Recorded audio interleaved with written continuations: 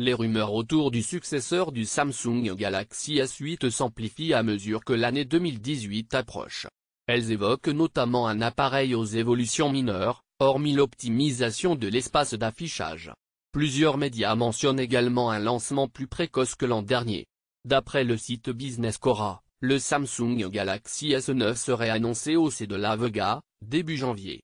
Une information largement reprise, qui fait suite à d'autres rumeurs allant dans le même sens.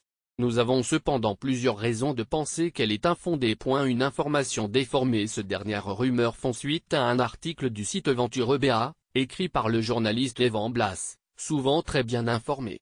Il affirme que les Samsung Galaxy S9 et S9 Plus feront une apparition au CES. En reprenant l'information, plusieurs médias ont fait de ce caméo une présentation à part entière. Dans son papier, Evan Blass précise pourtant qu'une présentation au mois de mars est toujours à l'ordre du jour. Vraisemblablement, cette annonce du mois de janvier ne devrait pas dépasser le stade de clin d'œil, à l'image de ce qu'avait fait Samsung lors du dernier Mobile World Congress. La même rumeur que l'an dernier. Ce n'est pas la première fois que plusieurs sources évoquent un changement de calendrier chez Samsung. L'an dernier, la débâcle du Galaxy Note 7 avait poussé plusieurs analystes à prédire une sortie anticipée du Samsung Galaxy S8. Une rumeur qui avait ensuite été démentie par la marque sud-coréenne. Cette année, le prétexte se nommerait iPhone X et Samsung serait impatient de répondre à Apple.